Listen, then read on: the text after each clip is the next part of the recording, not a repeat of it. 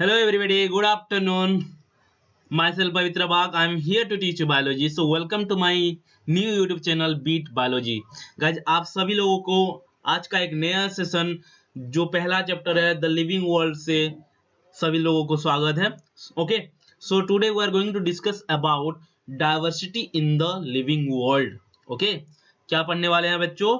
Diversity in the living world. यहाँ पे देख सकते हो एक बहुत ही बढ़िया इमेज आपके लिए मैं यहाँ पे लाया हूँ. देखो, देख सकते हो यहाँ पे. ओके, एक पर्टिकुलर जगह में हमारे अर्थ में different different varieties of animals, plants and different different organisms present है बच्चों. ठीक है, सो आज इन्हीं के अंदर हमारे जो लिविंग ऑर्गेनिजम्स है इनके बीच में क्या वेरिएशन है, इनको हम कैसे आइडेंटिफाई करते हैं, कैसे हम एनिमल ग्रुप, प्लांट ग्रुप अलग करते हैं, कैसे क्लासीफाई करते हैं, इनका कैरेक्टरिस्टिक्स को कैसे स्टडी करते हैं, आज वही सभी चीजें हम यहाँ पे पढ़ने वाले हैं. So let's begin guys. So class start करने से पहले, आज का क्लास स्टार्ट करने से पहले मैं लास्ट क्लास का कुछ रिकैप करना चाहता हूँ. लास्ट क्लास में कुछ चीजें हम लोग ने पढ़ा था, उसके बारे में थोड़ा बहुत मैं डिस्कस करना चाहूंगा. ओके, लास्ट क्लास में हम लोग क्या पढ़े थे? देखो, हमने लिविंग वर्ल्ड का प्रॉपर्टीज पढ़े थे, लिविंग ऑर्गेनिज्म का प्रॉपर्टीज पढ़े थे. तो पहला जो प्रॉपर्टी था आपका ग्रोथ पढ़े थे, दूसरा आपका रिप्रोडक्शन, थर्ड आपका था मेटाबॉलिज्म, फोर्थ पढ़े थे कॉन्शियसनेस एंड पांचवा जो पढ़े थे that is your cellular organisation. तो these are the important characters of living organism. ये पांच कैरेक्टर्स जो है इंपोर्टेंट कैरेक्टर हैं हमारा लिविंग ऑर्गेनिज्म का. ओके, अब देखो इनमें से कौन सा डिफाइनिंग प्रॉपर्टी है और कौन सा नॉन डिफाइनिंग प्रॉपर्टी है देख लेते हैं. ग्रोथ आपका डिफाइनिंग प्रॉपर्टी नहीं है, रिप्रोडक्शन आपका डिफाइनिंग प्रॉपर्टी नहीं है, metabolism, consciousness and cellular organisation ये तीनों आपका डिफाइनिंग प्रॉपर्टीज है. देखो, डिफाइनिंग प्रॉपर्टी से आप लोगों का क्वेश्चंस आता है बच्चों. तो growth is a non defining property, reproduction is a non defining property, but metabolism, consciousness and cellular organisations are defining property of living organism. Okay, अब देखो क्या रीजन है इनका डिफाइनिंग होने का और नहीं होने का, क्या रीजन है? पहला अगर ग्रोथ को देखें, ग्रोथ क्यों नॉन डिफाइनिंग प्रॉपर्टी है और क्यों ये डिफाइनिंग प्रॉपर्टी नहीं है? देखो, as growth is also present in non living objects, ये इंपॉर्टेंट बात हो गया, क्योंकि जो ग्रोथ है खाली तुम्हारा लिविंग ऑर्गेनिज्म में नहीं होता है बच्चों, नॉन लिविंग ऑर्गेनिज्म में भी ग्रोथ होता है. इसीलिए ग्रोथ को हम defining property for living organism consider नहीं कर सकते हैं. समझ में आ गया? दूसरा बात, रिप्रोडक्शन. ओके, नेक्स्ट कैरेक्टरिस्टिक है रिप्रोडक्शन. क्यों रिप्रोडक्शन आपका डिफाइनिंग प्रॉपर्टी नहीं है? ओके, देखते हैं. Because some living organism are unable to reproduce, for example mule, worker honey bees, sterile human couple. तो देखो, अगर लिविंग ऑर्गेनिज्म का प्रॉपर्टी होता रिप्रोडक्शन तो दुनिया में जितने भी लिविंग ऑर्गेनिज्म है सबको रिप्रोडक्शन करना चाहिए था. बट यहाँ पे क्या हुआ है, कुछ ऐसे भी ऑर्गेनिज्म हैं जो कि आपका रिप्रोडक्शन नहीं कर पा रहे हैं. For example mule. Mule last class में बताया था आप लोगों को बच्चों, म्यूल. तो लास्ट क्लास जो लोग नहीं देखे हो बच्चों, उसका लिंक मैं डिस्क्रिप्शन में दे दूंगा, या आपका ये जो हाँ डिस्क्रिप्शन में उसका लिंक दे दूंगा, वहां पे जाकर आप लोग देख सकते हो. ओके, तो म्यूल है क्या? म्यूल को हम हिंदी में खच्चर बोलते हैं. म्यूल आपका generally male donkey and female horse का फ्यूजन से बना हुआ है mule. Okay, and mule is sterile in nature. Sterile मतलब जो कि रिप्रोडक्शन नहीं कर पाता. ठीक उसी तरह आप लोग जानते हो worker honey bees are also आपका स्टेराइल होते हैं, इनफर्टाइल होते हैं, जिसकी वजह से ये लोग रिप्रोडक्शन नहीं कर पाते. ठीक है, एंड लास्ट वाला जो मैंने एग्जांपल क्या दिया, sterile human couple. Sterile human couple मतलब फीमेल एंड मेल के बीच में सेक्सुअल इंटरकोर्स हो रहा है, but still they are unable to reproduce और unable to produce a baby पैदा नहीं कर पा रहे हैं, इसीलिए उनको स्टेराइल ह्यूमन कपल बोला गया है. तो देखो, क्या हो रहा है, एक तरफ तो रिप्रोडक्शन को प्रॉपर्टीज ऑफ लिविंग ऑर्गेनिज्म बोला जा रहा है, बट क्या सारा ऑर्गेनिज्म लिविंग ऑर्गेनिज्म रिप्रोडक्शन कर रहे हैं? क्या नहीं कर रहे हैं। तो इसका मतलब क्या हो गया, रिप्रोडक्शन को हम डिफाइनिंग प्रॉपर्टी नहीं बोल सकते, क्योंकि ये डिफाइन नहीं कर पा रहा है कि रिप्रोडक्शन एवरी लिविंग ऑर्गेनिज्म में होता है बोल के, डिफाइन नहीं कर पा रहा है, इसलिए it is not a defining property of living organism. I hope it is clear to all of you. Okay, next है आपका मेटाबॉलिज्म। मेटाबॉलिज्म एक defining property of living organism है। अब क्यों है defining properties of living organism, let's see. Because metabolism is not found in non living organism. ये तो सही बात है। मेटाबॉलिज्म होता क्या है, मेटाबॉलिज्म वो है बच्चों जो कि केमिकल रिएक्शन होता है जहां पे तुम्हारा आइदर तुम्हारा एनाबॉलिज्म होगा या कैटाबॉलिज्म होगा, और ये हमेशा सारे लिविंग ऑर्गेनिज्म में होता है, कोई नॉन लिविंग ऑर्गेनिज्म में नहीं होता। इसलिए हम इसको क्या बोलेंगे, defining property of living organism. Very very easy. Okay, next consciousness. Consciousness एक आपका defining property of living organism है, but why it is a defining property, let's see. कारण ये है, कॉन्शियसनेस जो होता है वो नॉन लिविंग ऑब्जेक्ट्स में नहीं मिलता। अब देखो कॉन्शियसनेस क्या है, कॉन्शियसनेस मैंने आप लोगों को बताया था, कॉन्शियसनेस ये होता है किसी एनवायरमेंटल चेंजेस को या किसी एनवायरमेंटल स्टिमुली को हम सेंस कर पाते हैं, प्लस उसके अगेंस्ट में हम रेस्पॉन्स करते हैं। जैसे अगर मैंने तुम लोगों को कोई गाली दे दिया, चाटा मार दिया, तुम लोगों का रिएक्शन कैसे होगा, आइदर मन ही मन में गाली दे दोगे या मुंह में गाली दे दोगे, है कि नहीं। अगर कोई ताकतवर होगा तो मुझे मारने आ जाओगे। तो ये क्या कर रहे हो, मेरा गाली या मार को आप लोग सेंस किए, देन रेस्पॉन्स कर रहे हो मेरे तरफ से। समझ में आ रहा है, that is the consciousness, that is consciousness. लेकिन क्या आप लोगों का नॉन लिविंग ऑब्जेक्ट्स में कोई सेंस या रेस्पॉन्स होता है। अगर कोई पत्थर को आप तोड़ रहे हो, पत्थर क्या उल्टा जवाब देकर आपको तोड़ेगा क्या, ऐसा होता है, नहीं होता है। सो इसीलिए नॉन लिविंग ऑब्जेक्ट्स में कॉन्शियसनेस नहीं होता है, इसलिए कॉन्शियसनेस को हम एक क्या बोलेंगे, defining property of living organism बोलेंगे। ठीक है, then come to the cellular organization. Cellular organization is also a defining property of living organism. क्यों है, कारण क्या है, ये भी आपका नॉन लिविंग ऑब्जेक्ट में प्रेजेंट नहीं होता है। अब देखो नॉन लिविंग ऑब्जेक्ट में क्या सेल होते हैं, सेल ऑर्गेनेल्स होते हैं, ऐसा कुछ होता है क्या, नहीं ना। तो सेलुलर ऑर्गेनाइजेशन से सिर्फ लिविंग ऑर्गेनिज्म बने होते हैं। क्लियर है। अब देखो बच्चों, ये जो मैंने लास्ट क्लास का रिकेप किया है, इसमें आपको जितना भी डिफाइनिंग प्रॉपर्टी रिलेटेड क्वेश्चन आएगा ये आपका हो जाएगा। और एक मैं बता देता हूं बस, डिफाइनिंग प्रॉपर्टी एक चीज में आता है आपका, लिविंग ऑर्गेनिज्म में अगर इंट्रिंसिक ग्रोथ बोला है, सिर्फ ग्रोथ बोला है तो डिफाइनिंग प्रॉपर्टी नहीं होगा। अगर इंट्रिंसिक ग्रोथ बोला है तो that will be the defining property, क्योंकि आप लोग जानते हो ग्रोथ जो होता है लिविंग ऑर्गेनिज्म में अंदर से होता है, इंटरनल ग्रोथ होता है। ठीक है, तो इंटरनल ग्रोथ और intrinsic growth will be the defining property of living organism. Clear है इतना बातें, चलो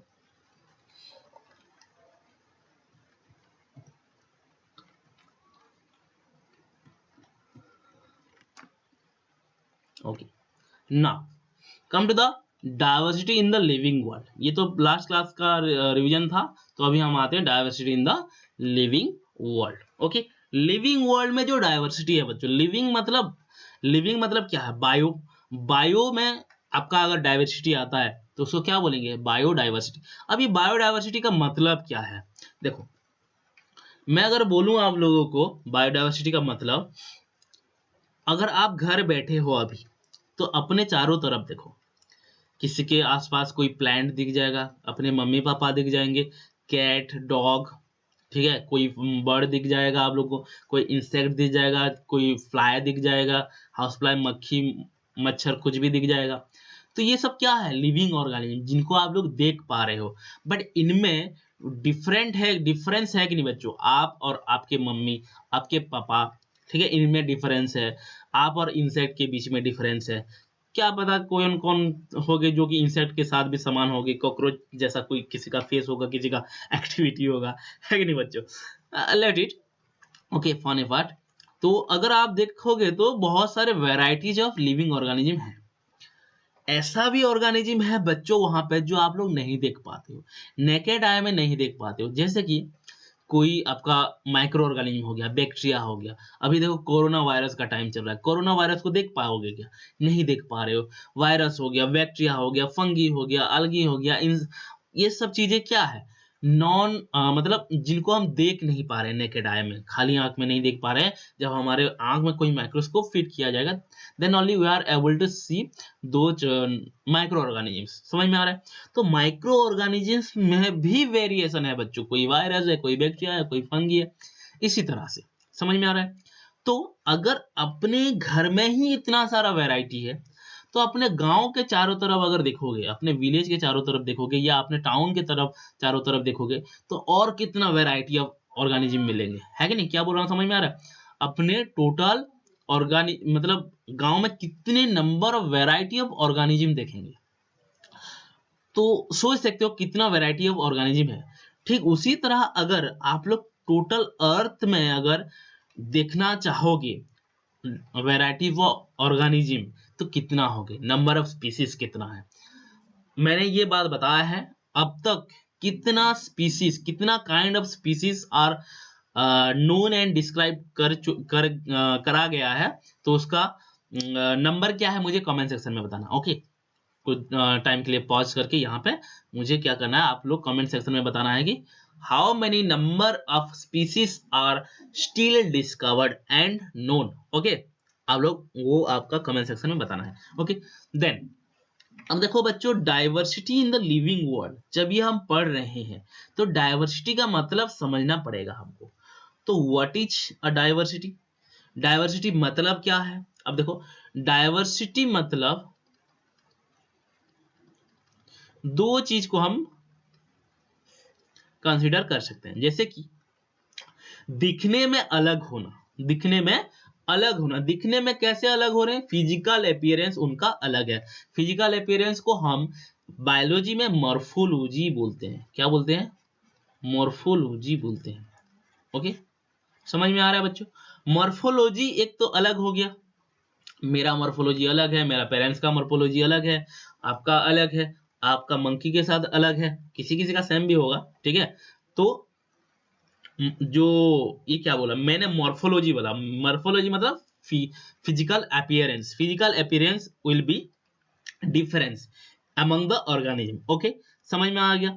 दूसरा बात, हमारा जो ऑर्गेनिज्म का जेनेटिकल कैरेक्टरिस्टिक्स, क्या जेनेटिकल, मेरा जेनेटिकल कैरेक्टरिस्टिक अलग है, आपका जेनेटिकल कैरेक्टरिस्टिक अलग है, एक टाइगर का जेनेटिकल कैरेक्टरिस्टिक्स अलग है। तो डाइवर्सिटी अगर हम बोले, we can say that variation or variety in morphology and genetical character.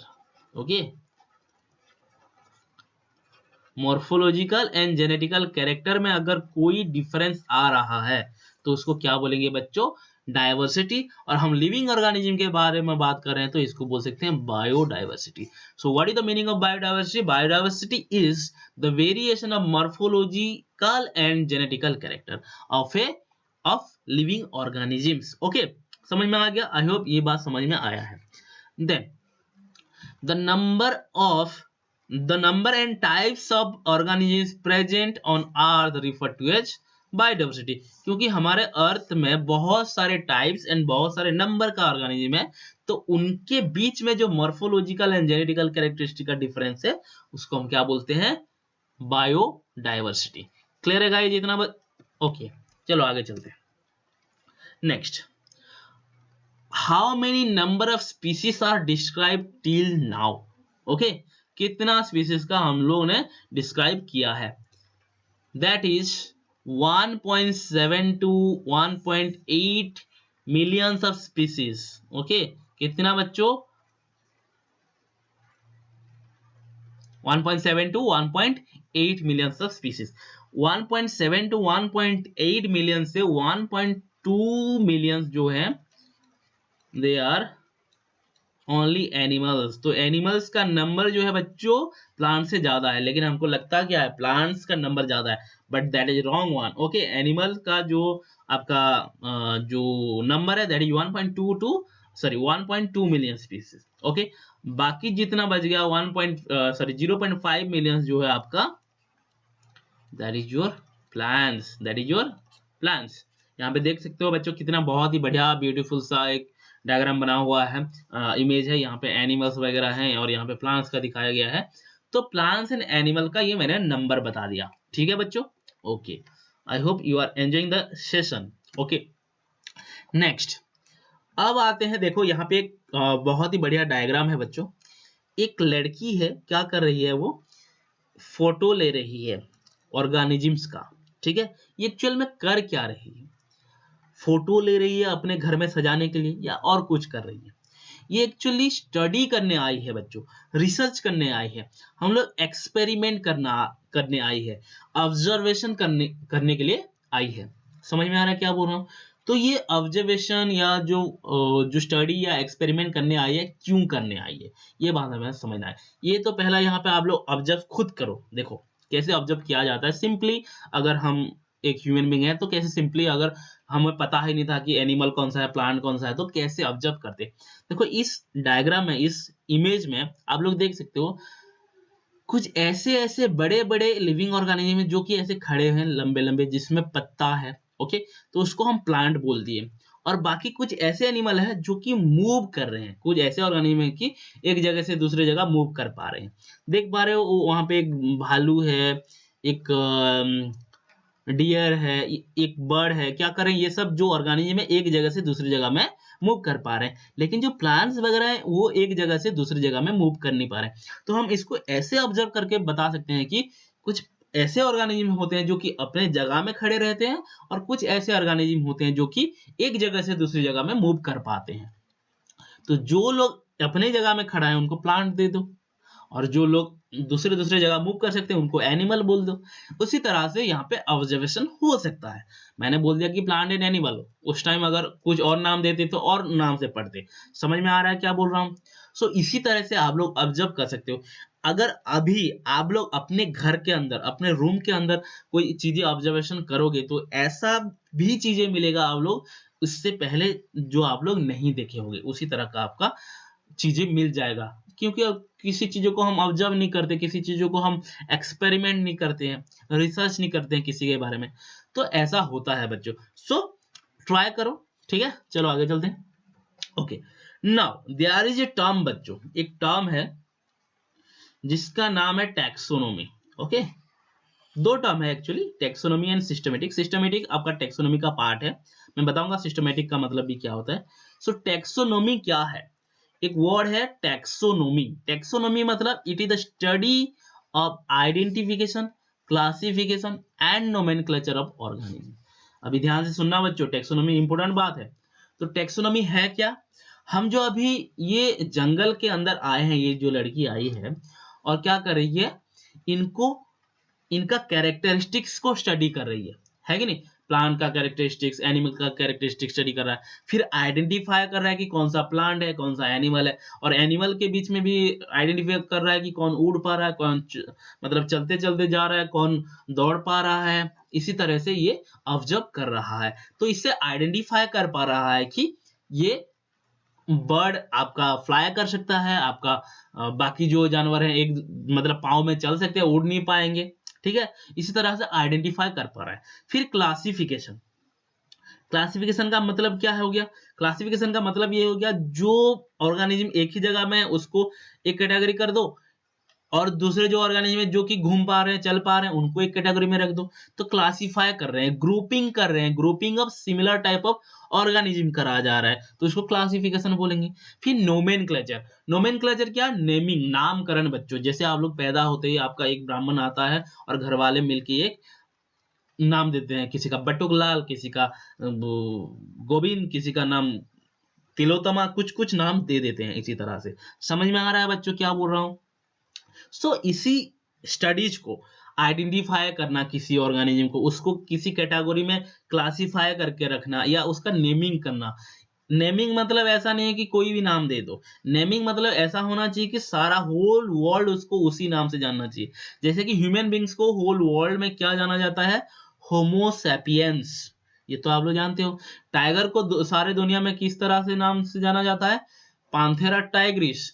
Okay, ये नाम तो सुने होंगे, है ना। और आपका लायन को क्या बोला जाता है? पांथेरा लियो। इसी तरह से कैट को किस नाम से जाना जाता है? फेलिस कैटस। तो इसी तरह से डिफरेंट डिफरेंट नेमिंग दिया जाता है जो कि यूनिवर्सली एक्सेप्टेड हो। यूनिवर्सली एक्सेप्टेड मतलब होल वर्ल्ड, ठीक है, होल वर्ल्ड एक्सेप्ट करता हो कि ये नाम पर्टिकुलर ऑर्गेनिज्म को दिया जाए, ठीक है।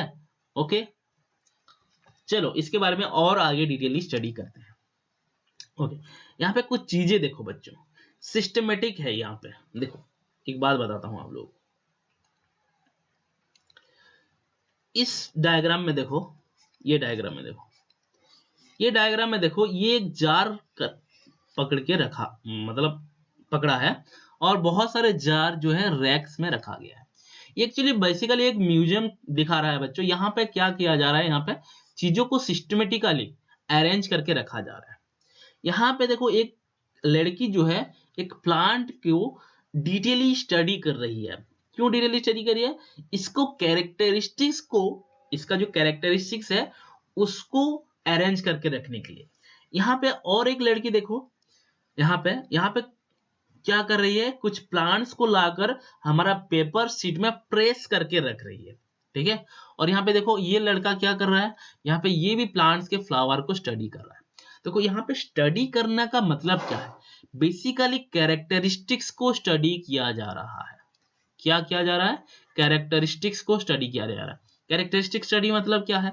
अगर मान लो ये यहाँ पे जो फ्लावर है, यहाँ पे जो ऑर्गेनिज्म को पकड़ा है, यहाँ पे जो पत्ता लीफ वगैरह है, यहाँ पे जो ये प्लांट को पकड़ा है, यहाँ पे कैरेक्टरिस्टिक्स का मतलब क्या है? इसका लीफ कैसा दिख रहा है, इसका फ्लावर कैसा है, फ्लावर में ये बाइसेक्सुअल है कि मोनोसेक्सुअल है, ठीक है, कि यूनिसेक्सुअल है। इसी तरह का कैरेक्टरिस्टिक को स्टडी किया जा रहा है। और इनके पेरेंट्स का मतलब, मान लो एक प्लांट है बच्चों, ध्यान से सुनना मेरे बात। मान लो ये एक प्लांट है, प्लांट, एक प्लांट को दूसरे प्लांट में फ्यूज करा दो, रिप्रोडक्शन करा दो, फिर यहां से नया प्लांट मिलेगा। समझ में आ रहा है? तो ये हो गया पेरेंट्स, ये हो गया बेबी, ठीक है।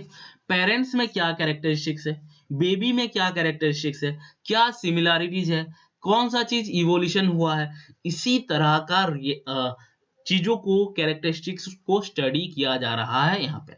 तो इसी कैरेक्टरिस्टिक को स्टडी करना एंड उनको एक सिस्टमेटिक वे से अरेंज करना, उसको हम क्या बोलते हैं? सिस्टमेटिक्स बोलते हैं। Exactly this is the part of the taxonomy. तो ये जो सिस्टमेटिक है वो एक आपका लैटिन वर्ड से आया है। लैटिन वर्ड का था आपका सिस्टमा। तो ये सिस्टमा वर्ड का मतलब क्या है? सिस्टमेटिक अरेंजमेंट, सिस्टमेटिकली अरेंज करना। आप जैसे अपने बुक्स, किताब को एक तरह से सिस्टमेटिकली अरेंज करते हो। दूसरा, अगर कोई मेडिकल या तुम्हारा कोई क्या बोलते हैं, मेडिसिन स्टोर जाओगे तो वहां पे देखना कि जो मेडिसिन वगैरह होते हैं सिस्टमेटिकली अरेंज होता है। तो बेसिकली यहाँ पे अरेंज किस तरह का किया जा रहा है? Systematic is considers that evolutionary relationship between organism. तो सिस्टमेटिक में बेसिकली हम लोग क्या जानते हैं बच्चों? हम लोग ये जानते हैं कि हमारा पेरेंट्स, हमारे एंसेस्टर और हम में क्या इवोल्यूशनरी रिलेशनशिप है, उनमें क्या कैरेक्टरिस्टिक्स था और हम में क्या कैरेक्टरिस्टिक्स था। इसी को स्टडी करने में सिस्टमेटिक्स हेल्प करता है। ओके ओके ना, एक इंपॉर्टेंट बात जो आपका क्वेश्चन बन जाता है यहां पे बच्चों, ठीक है, दैट इज, ये कौन है बच्चों? व्हिच? ओके, इनका नाम है लिनियस, कैरोलस लिनियस। इनको आप लोग बहुत ही अच्छे से जानते हो, कैरोलस लिनियस। कैरोलस लिनियस वही है जो आपका बायोलॉजिकल नोमेनक्लेचर दिए थे, टू किंगडम क्लासिफिकेशन किए थे, वही है ये कैरोलस लिनियस। इनका डायग्राम पहचान लो बच्चों। ओके, ये एक बुक लिखे थे सिस्टेमा नेचुरे करके। क्या लिखे थे? एक बुक लिखे थे सिस्टेमा नेचुरे करके। ओके, ये क्वेश्चन आता है आपका, Carolus Linnaeus written which book? Okay, that is your Systema Naturae. Clear है इतना बच्चों? चलो आगे चलते हैं।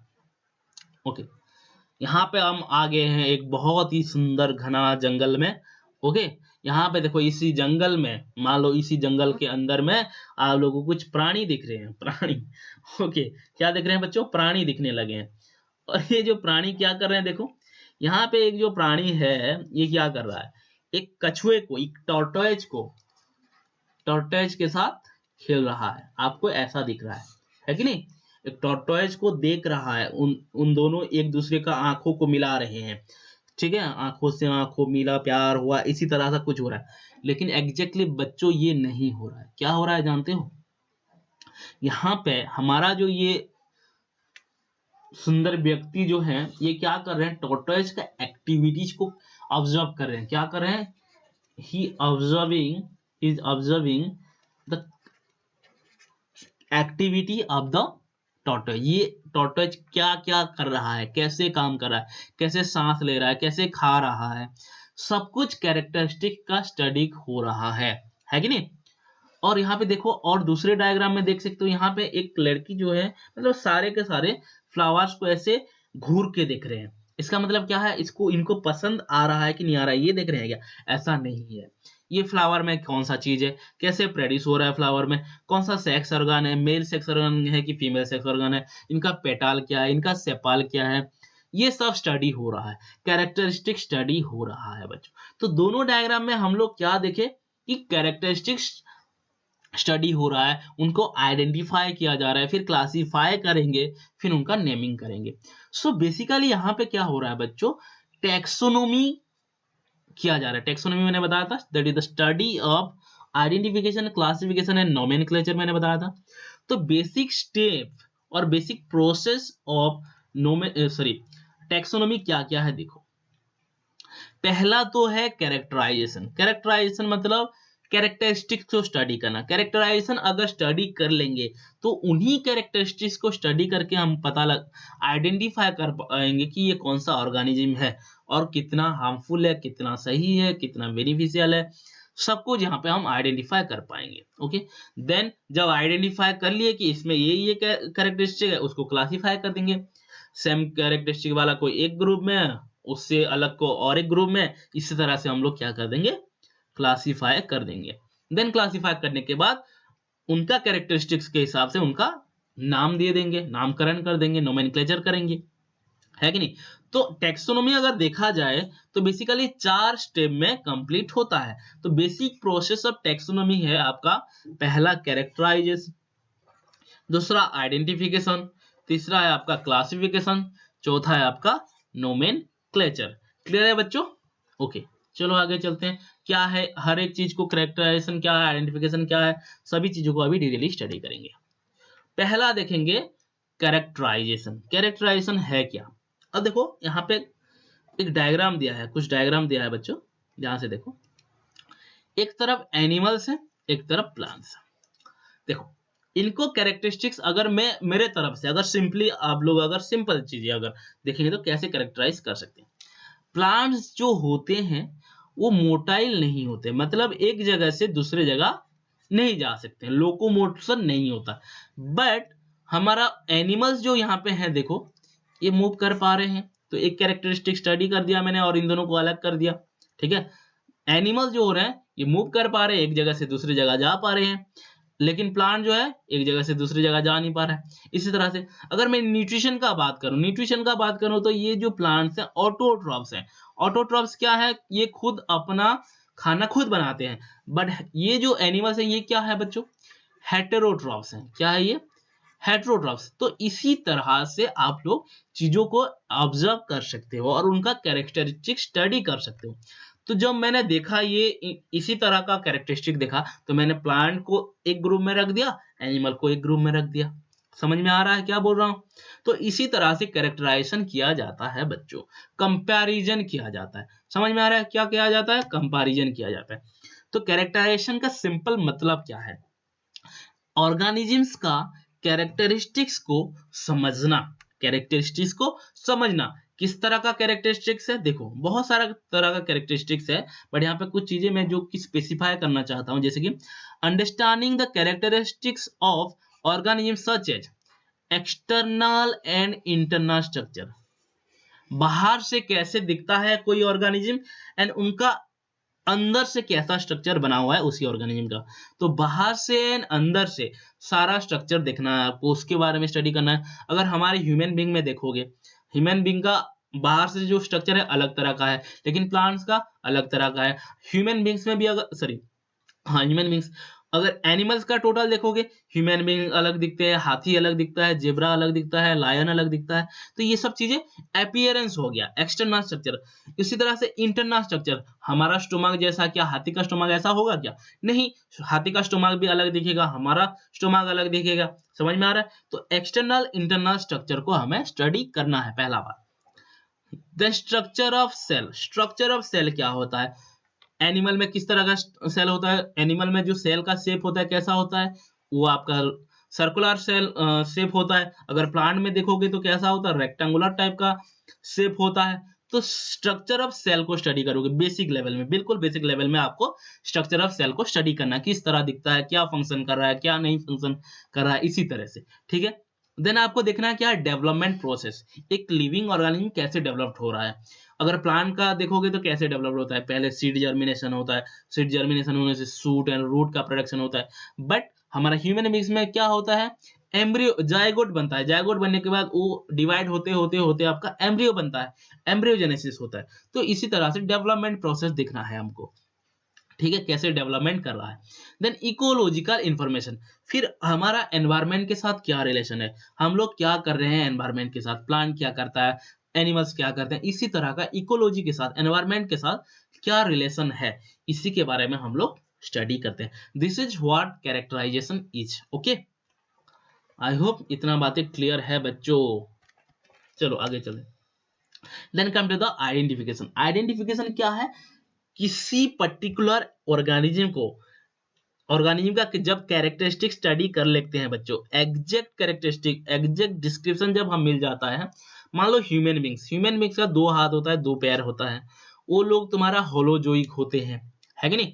तो उसको ह्यूमन बोलेंगे। अगर हाथी का बात किया जाए तो उसका 4 पैर होता है, एक लंबा सा सूंड होता है, 2 बड़ा बड़ा दांत होता है, बड़ा बड़ा कान होता है, बड़ा सा शरीर, विशाल का शरीर होता है। तो उसको आइडेंटिफाई कर पाएंगे कि ये एक हाथी है। इसी तरह से समझ में आ रहा है क्या बोल रहा हूं?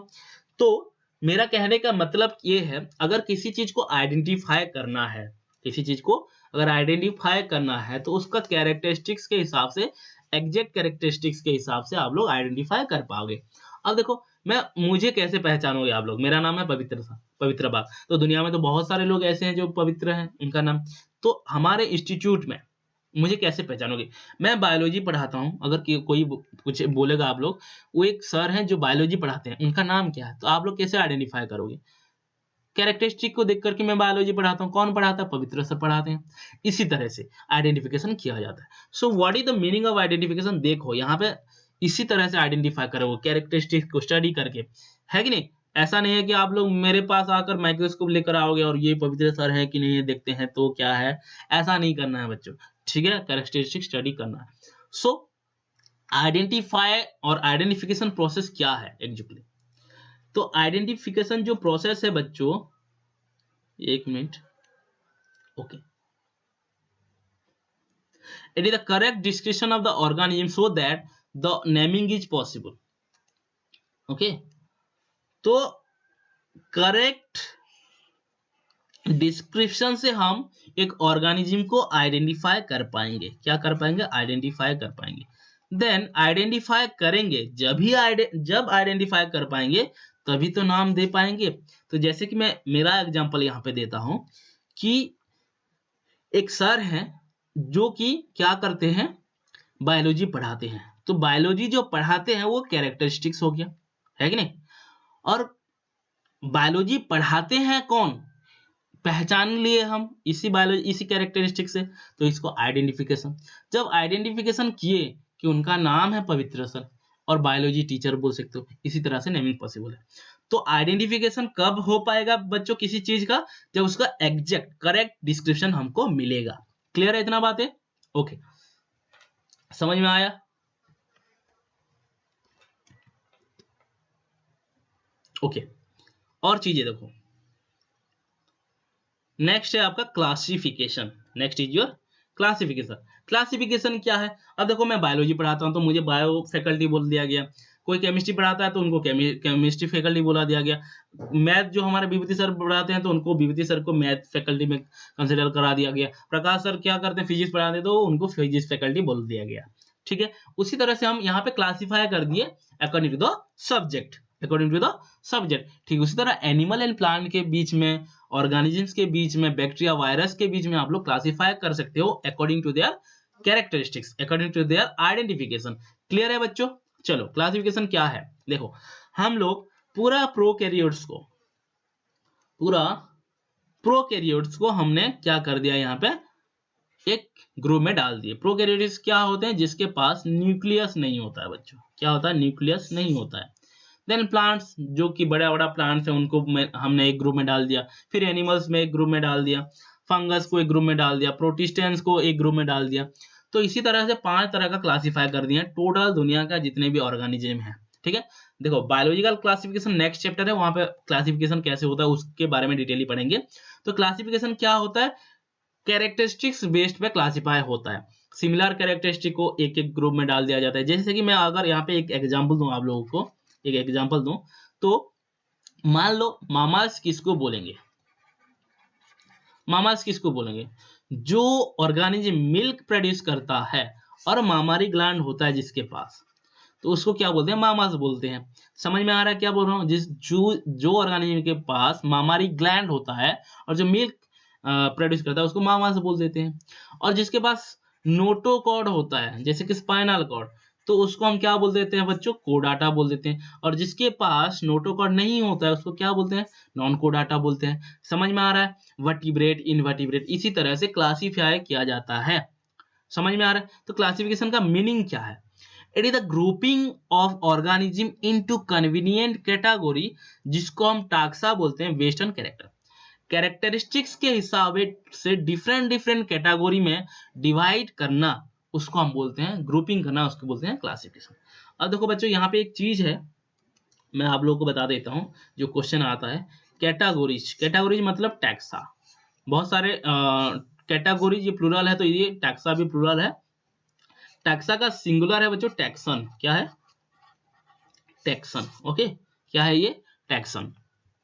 ठीक है, कैटेगोरीज में मामास बोला, मामास एक बच्चों टैक्सन है। ठीक है, नोटोकॉर्ड एक टैक्सन है, ये कैटेगरी है ना। सॉरी नोटोकॉर्ड नहीं, कोडाटा एक आपका टैक्सन है। समझ में आ रहा है क्या बोल रहा हूँ?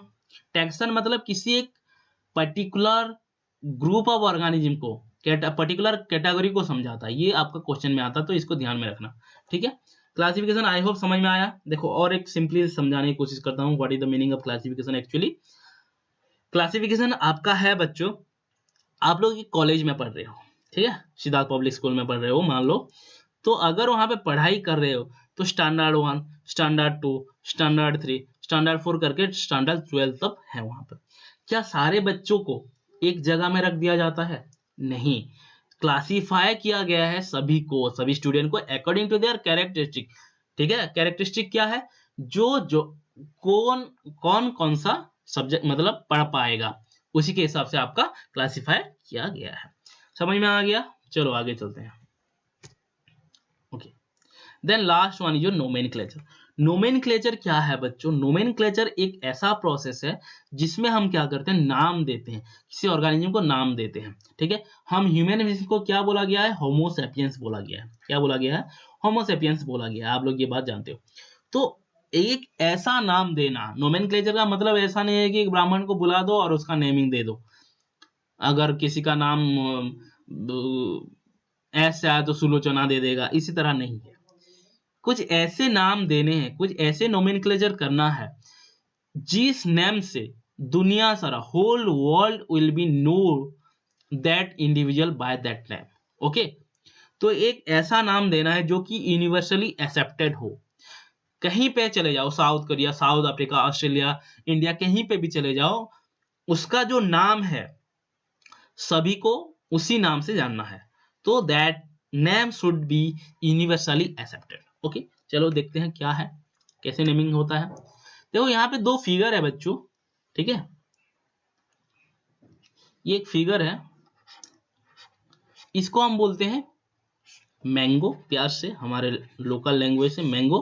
बट इसका बायोलॉजिकल नेम क्या है, देखो मेंजीफेरा इंडिका। क्या है, आई एम मेंजीफेरा इंडिका बोल रहा है ना, I am the Mangifera indica. Okay, और यहाँ पे एक देखो हनी भी है, क्या बोल रहा, I am Apis indica. Okay, समझ में आ रहा है क्या बोल रहा हूँ। तो इसी तरह से नोमेनक्लेचर होगा। ये मेंजीफेरा इंडिका कहीं पे भी जाओ, कहीं पे दुनिया का कौन से कोने में भी जाओ, सभी को समझ में आएगा मेंजीफेरा इंडिका मतलब है मैंगो। हालांकि कोई normal non educated illiterate person के पास जाओगे तो मेंजीफेरा इंडिका समझ में नहीं आएगा। किसी कंप्यूटर साइंस सॉफ्टवेयर इंजीनियर के पास जाओगे, मेंजीफेरा इंडिका दो मुझे, तो मारेगा वो। अगर किसी दुकानदार के पास जाओगे जो कि आम बेचता है, उसके पास जाओगे, भैया मेंजीफेरा इंडिका 1 किलो दो, तो दौड़ा दौड़ा के मारेगा, क्या बोल रहा है ये। ठीक है, तो इसी तरह से नहीं है, ये लोकल लैंग्वेज, लोकल नेम जो है लोकली यूज ही होता है। बट ये जो आपका बायोलॉजिकल नेम मैंने बताया, ये साइंटिफिकली जो साइंटिस्ट वगैरह कोई भी साइंटिस्ट के पास जाओगे तो वो लोग समझ जाएंगे मेंजीफेरा इंडिका मतलब मैंगो है। ओके, समझ में आ रहा है। तो यहाँ पे देखो कुछ चीजें ऑब्जर्व करने वाला बातें हैं। ये जो आपका, एक मिनट बच्चों, हाँ, तो नोमेनक्लेचर क्या है। नोमेनक्लेचर ये है, it is the standardization of name of organism such that an organism is known by the same name all over the world. Total world में उसी नेम से जाना जाए, इसको हम क्या बोलते हैं, नोमेनक्लेचर बोलते हैं। It is scientific process. अब देखो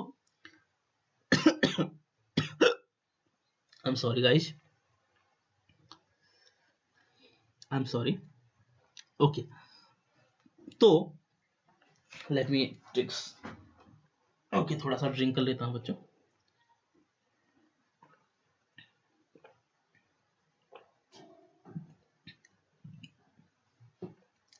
थैंक यू गाइज। ओके, अब देखो नोमेनक्लेचर तो समझे। देखो वहां पे वैरायटीज ऑफ नोमेनक्लेचर है, ठीक है।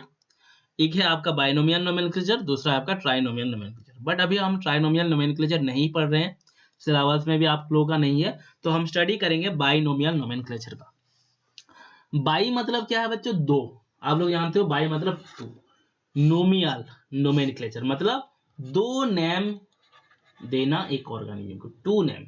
जैसे कि एक आपका सरनेम होता है और एक फर्स्ट नेम होता है एंड एक लास्ट नेम होता है, फर्स्ट नेम लास्ट नेम। इसी तरह से हम सारे ऑर्गेनिज्म को बाइनोमियल नोमेनक्लेचर में दो नेम देंगे। Binomial nomenclature was introduced by Carolus Linnaeus.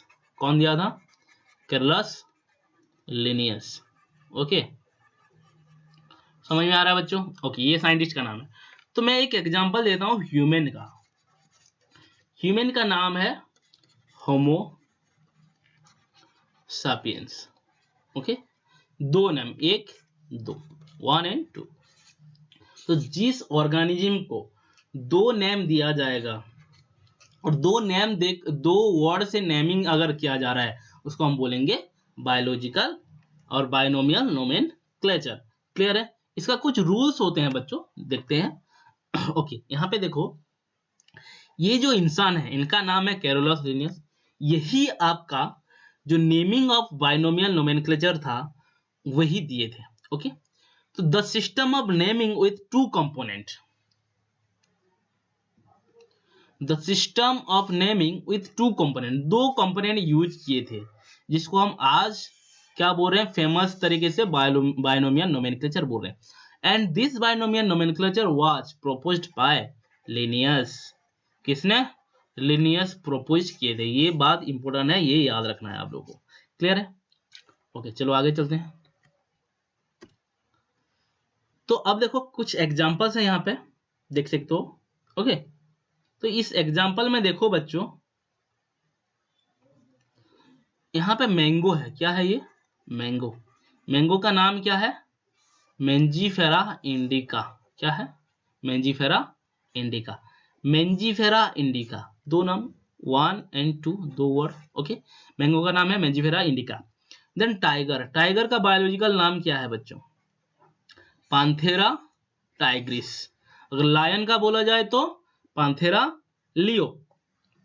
Okay, अब देखो ये जो आपका जो नेमिंग हुआ है, प्लांट का एक दिया गया है यहाँ पे मैंगीफेरा इंडिका एंड एक दिया गया है आपका एनिमल का टाइगर का। ओके, तो कुछ ऑर्गेनाइजेशन है बच्चों, ऑर्गेनाइजेशन इन द सेंस जैसे कि कुछ सेंटर हैं जो कि ये नेम डिसाइड करता है, साइंटिफिक सेंटर है, साइंटिस्ट वगैरह बैठते हैं वहां पे और समझते हैं कि क्या नाम दिया जाए इस ऑर्गेनिज्म का नाम और इस स्पीसीज का नाम। तो प्लांट का नाम, okay, botanical names, botanical names मतलब प्लांट्स का name, okay, plants name, plants names are based on the rules in the international code for botanical nomenclature, ICBN। ये क्वेश्चन आता है बच्चों कभी कभी। तो ICBN international code for botanical nomenclature, इसी रूल के हिसाब से आपका प्लांट का नेम वगैरह दिया जाता है। जूलॉजिकल नेम्स मतलब एनिमल्स नेम, एनिमल वगैरह का नेम, ओके, एनिमल्स वगैरह का नेम कौन देता है? International code of zoological nomenclature, इसी के हिसाब से, इसी के रूल के हिसाब से आपका एनिमल का नाम दिया जाता है। तो आपका यहाँ पे याद रखना क्या है? ICBN and ICZN। ICBN मतलब international code for botanical nomenclature and ICZN का मतलब क्या है? International code of zoological nomenclature. ICBN के हिसाब से आपका प्लांट का नोमेनक्लेचर होता है, ICZN के हिसाब से आपका एनिमल का नोमेनक्लेचर होता है। और भी कुछ ऐसे होते हैं जैसे कि ICVN। क्या है ICVN का मतलब? International code of viral nomenclature, viral nomenclature. और ऐसा भी होता है ICNV, okay, international code for nomenclature of bacteria, okay, bacteria का नोमेनक्लेचर के लिए यूज होता है। कभी कभी ये ऐसा भी लिखा होता है ICNB की जगह ICBN भी लिखा होता है, ठीक है, ओके। तो these are the organization having some rules according to which the naming were given to the organisms, okay. समझ में आ गया बच्चों हाउ नोमेनक्लेचर होता है, कौन से ऑर्गेनाइजेशन नोमेनक्लेचर करता है, ठीक है। ICBN ICZN ये दोनों आप लोगों को याद रखना है, ठीक है। चलो ओके, अभी देखते हैं हम rules of botanical nomenclature, universal rules of botanical nomenclature, sorry binomial nomenclature, botanical तो नहीं, बायोनोमियल। क्या रूल्स है उस रूल को देखेंगे। देखो ये रूल से आपका क्वेश्चन आता है बच्चों, ठीक है, ये रूल से आपका क्वेश्चन आता है, बहुत ही इजी है। तो ये रूल्स हम लोग देखते हैं। पहला rules, scientific names are in Latin और latinised and written in the italics when handwritten they are underlined separately। तो इसी रूल को समझाने के लिए मैं आप लोगों को एक एग्जांपल देता हूं। मान लो टाइगर का नाम है बच्चों पांथेरा टाइग्रिस। क्या नाम है? पांथेरा टाइग्रिस, ओके। क्या बोला? ये एक साइंटिफिक नेम होना चाहिए और ये लैटिन वर्ड होना चाहिए, ठीक है। तो ये पांथेरा एक लैटिन वर्ड है, टाइग्रिस एक लैटिन वर्ड है। और इसको लिखना कैसे चाहिए? इटालिक फॉर्म में। मतलब इटालिक फॉर्म कैसे होता है? इस तरह से, थोड़ा सा तिरछा तिरछा, थोड़ा सा टेढ़ा होता है ना, इसी तरह से इसको हम बोलते हैं इटालिक्स। बट ध्यान रखो कि जो लैटिन वर्ड, सॉरी इटालिक जो वर्ड है, जब प्रिंट फॉर्म में होता है, कौन से? प्रिंट फॉर्म, मतलब लैपटॉप में या कंप्यूटर में या मोबाइल में टाइप करोगे तो वो इटालिक्स फॉर्म होगा। बट जब खुद लिख रहे हो, हैंड में लिख रहे हो, तो ये आपका इटालिक्स नहीं होता है। तो जब ये हैंड रिटन होता है, जब ये हैंड रिटन, खुद मैं अगर अभी पेन में लिख रहा हूं तो दे आर अंडरलाइन सेपरेटली। तो अंडरलाइन होना चाहिए बच्चों, कैसे होना चाहिए अंडरलाइन? सेपरेटली अंडरलाइन होना चाहिए। दो वर्ड है तो मैं अलग अलग से इनको अंडरलाइन करूंगा। तो दिस इज हाउ अंडरलाइन अकर। समझ में आ गया? पहला तो लैटिन वर्ड होना चाहिए, उसको लिखेंगे कैसे? अगर कंप्यूटर या लैपटॉप प्रिंट फॉर्म में लिख रहे हैं तो उसको इटैलिक्स में लिखना चाहिए।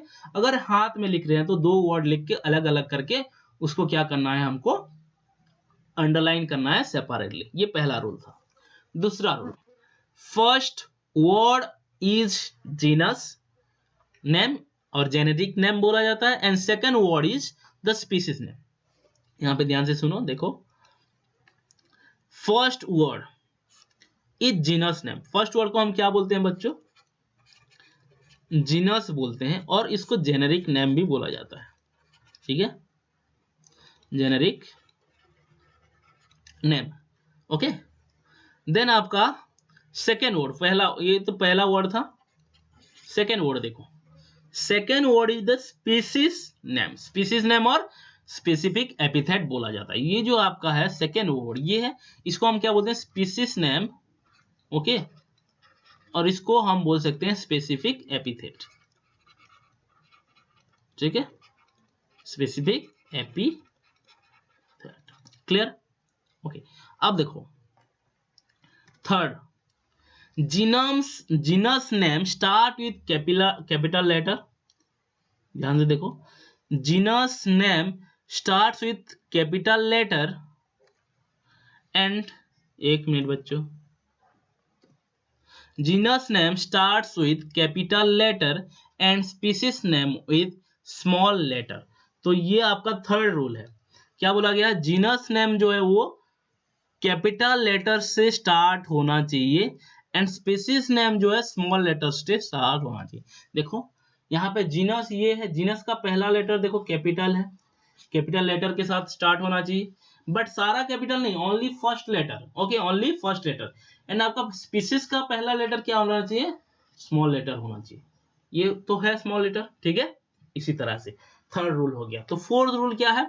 Author's name in abbreviated form appears at the end of biological name। ये एक लास्ट बात है, जो लास्ट रूल है। ऑथर्स नेम, ऑथर्स नेम मतलब जो नाम दिया होगा। मान लो पांथेरा टाइग्रिस को आपका लिनियस दिए हैं, ठीक है, लिनियस दिए हैं, तो इनका नाम को एब्रिविएशन के हिसाब से यहाँ पे देंगे। कैसे? LINN लिख देंगे। यहाँ पे क्या करेंगे? LINNN। तो पांथेरा टाइग्रिस लिन, यहाँ पे अंडरलाइन नहीं होगा, क्या होगा? पांथेरा टाइग्रिस लिन। मतलब यहाँ से पता चलेगा कि लिनियस है जो बायोलॉजिकल नेम दिए हैं टाइगर का, और उसका नाम है पांथेरा टाइग्रिस। इसी तरह से तो हमारे पास बेसिकली देखा जाए तो 4 रूल है। पहला रूल ये है कि साइंटिफिक नेम जो होता है लैटिन वर्ड होना चाहिए, उसका प्रिंट फॉर्म जो है इटैलिक्स होना चाहिए, अगर हैंड रिटन है तो अंडरलाइन होना चाहिए separately. Okay, and the second rule क्या है? First word of the genus, first word of the biological name should be genus. Second word क्या होना चाहिए? स्पेसिफिक एपिथेट होना चाहिए। थर्ड रूल क्या है? जीनस का पहला लेटर होना चाहिए कैपिटल एंड स्पीसीज का पहला लेटर होना चाहिए स्मॉल लेटर, देन और बाकी स्मॉल होना चाहिए। देन लास्ट रूल क्या है आपका? ऑथर का नेम एब्रिविएशन के हिसाब से लिखा जाता है, जो कि अंडरलाइन नहीं होता है। क्लियर है? आई होप इतना बातें आप लोगों को क्लियर हुआ होगा। ओके, चलो आगे चलते हैं। यहाँ पे आप लोगों का कुछ एग्जांपल है, देख सकते हो, जैसे कि यहाँ पे होमो सापियन। होमो में देखो ये आपका जीनियस है, जीनियस तो ना, जीनस। देखो ये आपका इटालिक में है बच्चों, किस कैसे है? इटालिक्स में है, इटालिक। ओके, ये जीनस हो गया, ये स्पीसीज हो गया बच्चों, ठीक है। यहाँ पे अगर हैंड रिटन होता है तो अंडरलाइन सेपरेटली किया जाता। समझ में आ रहा है? यहाँ पे देखो ऑथर का नेम है LINN, लिनियस, लिनियस है, इसका मतलब ये जो है कौन दिया है? लिनियस दिए हैं। तो ये हो गया आपका जीनस नेम, ये स्पीसीज नेम, ये ऑथर्स नेम। ओके, देन यहाँ पे मेंजीफेरा इंडिका, ये ह्यूमन के बारे में बोल रहा है। होमोसेपियन क्या है? ह्यूमन है। और मेंजीफेरा इंडिका क्या है आपका? मैंगो के बारे में बताया जा रहा है, ठीक है। मैंगीफेरा, ये इंडिका, ये जीनस है, ये स्पीसीज है, ये ऑथर नेम है। So this is how biological nomenclature is occur। Okay, so